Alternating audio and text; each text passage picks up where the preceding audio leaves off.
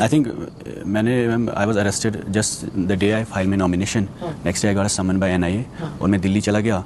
उसके बाद वहाँ पे अरेस्ट हो गया टेरर चार्जेस पे, बहुत ग्रेव चार्जेस लगे थे, UAPA के एलिगेशंस और 2016 का अनरेस्ट से लेकर lot of other allegation that I was hobnobbing with separatist, Jamaat, militants, OGWs, a lot of allegations were made against me and उसी दौरान इलेक्शन का प्रोसेस चल रहा था और इलेक्शन हुआ, मैंने DDC इलेक्शन था, डिस्ट्रिक्ट इलेक्शन। जी। तो वो इलेक्शन मैंने जेल में जीता, काफ़ी क्रैकडाउन हुआ हमारे एरिया में, voting wasn't allowed, but despite that somehow people came out और मैंने कुछ नंबर से वो इलेक्शन जीता। उसके बाद 1-2 महीने बाद मेरी बेल हो गई उस केस में, but I was at the gate of jail, I was arrested again in a similar case by JNK police SI, जो स्टेट इन्वेस्टिगेटिव एजेंसी है। तो it has been a very मतलब hectic painful process from one jail to another jail, from NIA to SI, so continuously like the whole process has itself become a punishment in many ways. तो वो ये सब कुछ दिल्ली में हुआ?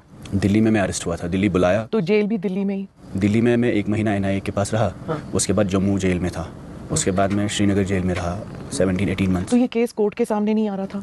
Trial लगता है बाज़ाब्ता, और कोर्ट में, जम्मू कोर्ट में जो ही हियरिंग शुरू हुई तो मुझे बेल मिली within 1 month, but I was arrested in a similar case by JNK police. फिर से मिलिटेंसी गेट पे ही, हाँ, जेल से बाहर निकलने से पहले ही मुझे दूसरे केस में अरेस्ट किया गया। फिर यहाँ पे लगभग 18 महीने के बाद हाई कोर्ट ने मुझे बेल दी।